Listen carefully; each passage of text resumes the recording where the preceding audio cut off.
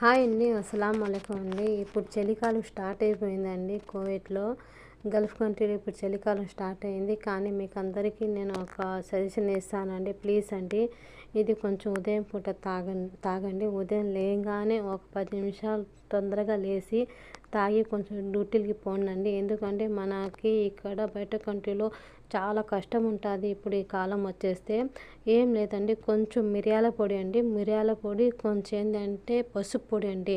మిరియాల పొడి, పసుపు పొడి, కొంచెం హాట్ వాటర్.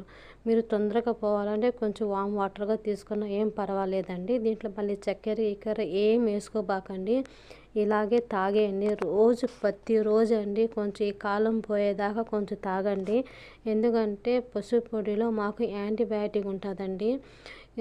ఈ జలుబులకి, దగ్గులకి కొంచెం ఈ మిరియాల పొడి కొంచెం మీకు చాలా రిలాక్స్ వస్తుందండి.